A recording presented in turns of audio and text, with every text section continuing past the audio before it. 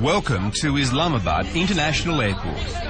Former Prime Minister Nawaz Sharif is coming home from exile. Soldiers, police and government agents are sent to intercept him. Okay,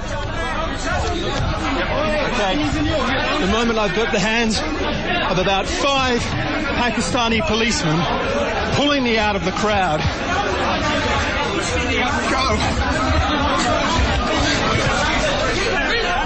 Just 4 hours after touching down, Sharif is being silenced.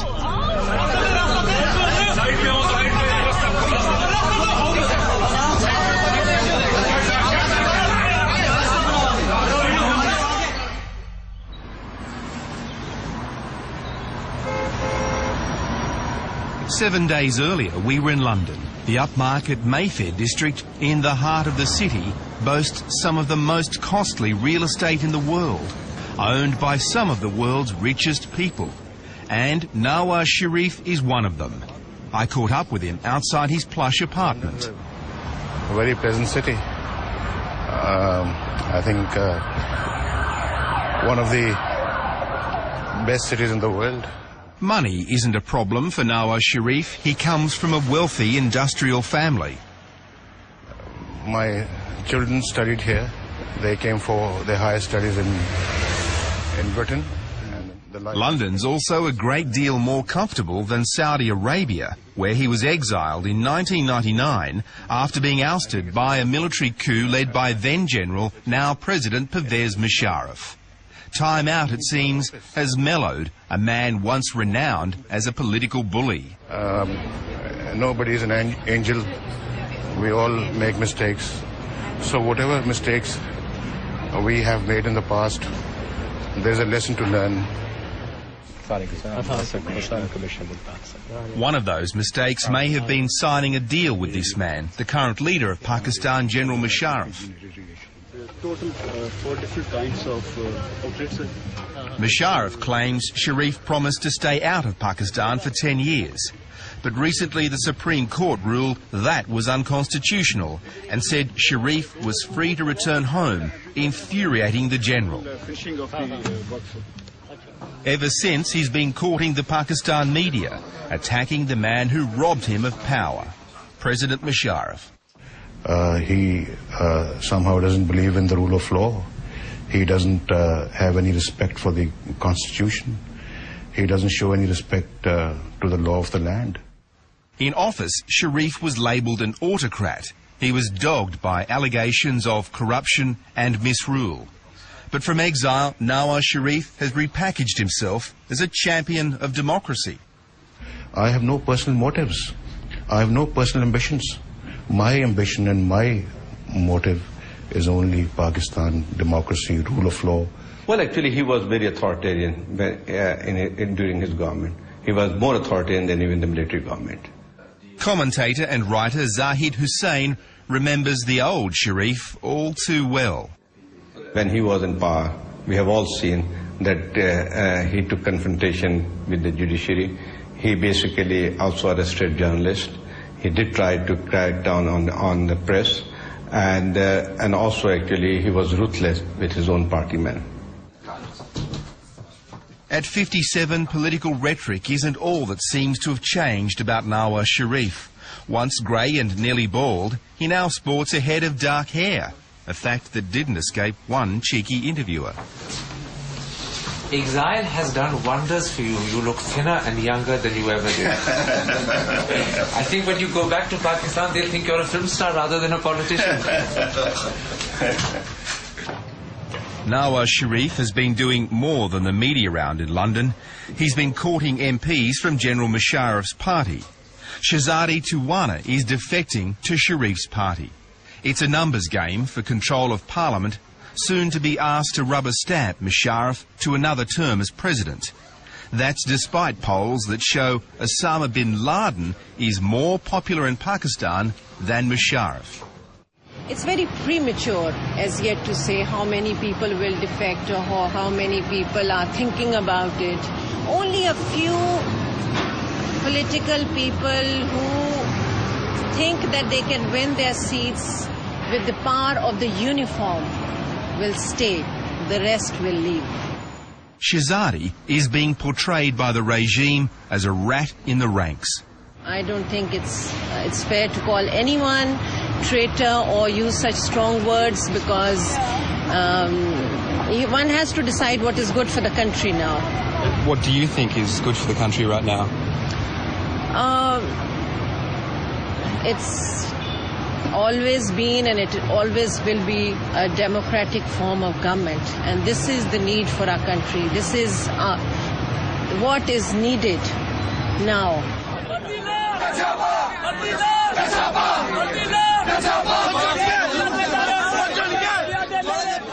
At Heathrow, a crush of well-wishers. It's a rowdy farewell, triggering a security panic.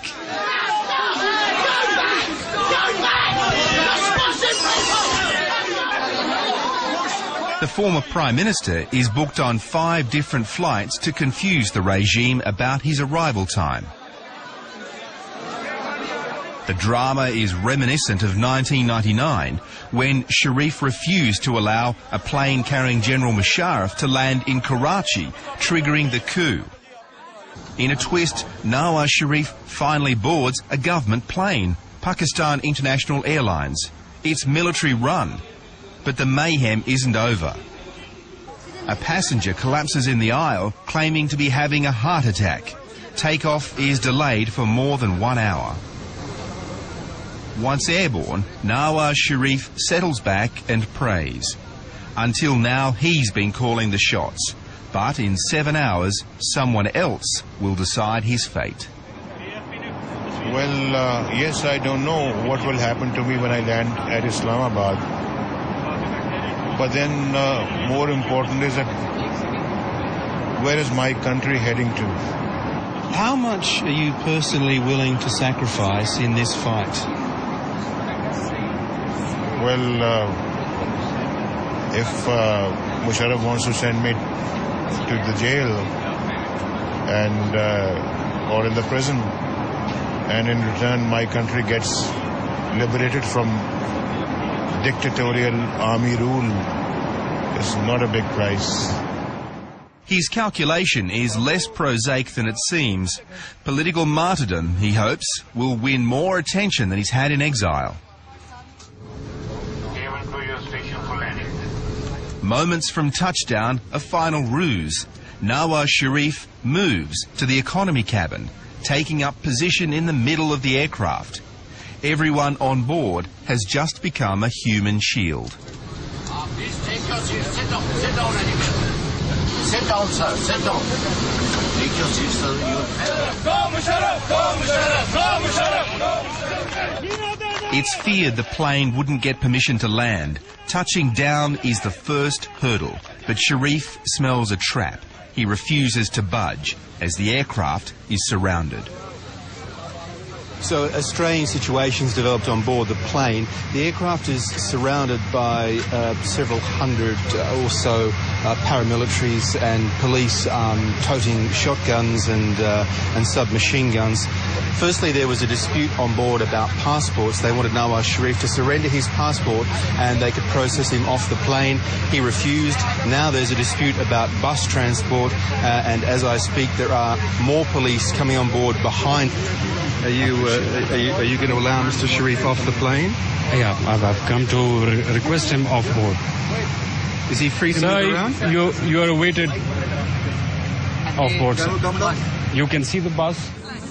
90 minutes after landing, Nawaz Sharif finally touches Pakistani soil for the first time in 7 years. In the chaotic arrival hall, the authorities make their move. I'm here to serve the warrant of arrest to Mr. Mia Mohammad Nawaz Sharif. With that declaration, government thugs grab Pervez Musharraf's arch-rival. It was a chilling display of brute force. Nawaz Sharif is shoved out a door and taken to a waiting plane, destination Saudi Arabia. The regime insists there was no coercion. This is Information Minister Muhammad Ali Durrani. When he came here, there were options for him to stay here or to go again. So the option was stay here in jail or go? Or go. He opted for going there. This is the reports we received yet. So the option you gave him was to go to prison or to leave the country? Yeah, of course. Back in exile in Saudi Arabia, Sharif is politically isolated. It seemed that he is prisoner at this point.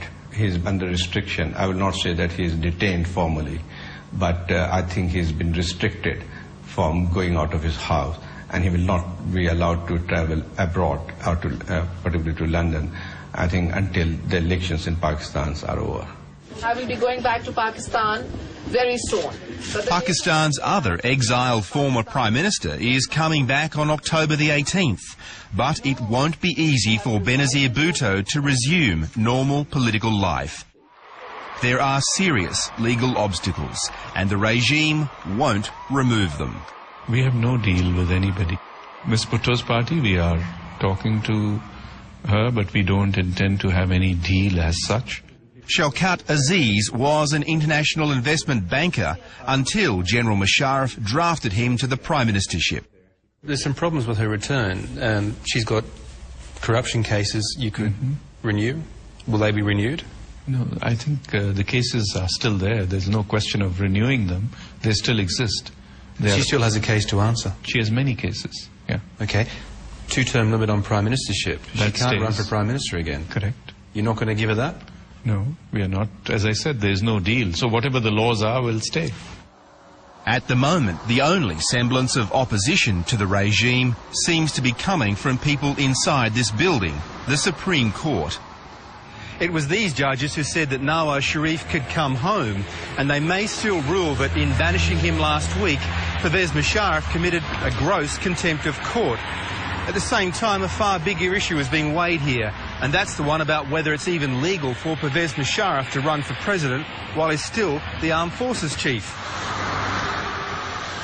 The regime seems desperate to pacify the judges. At the weekend, it was announced that Pervez Musharraf will quit the army once re-elected.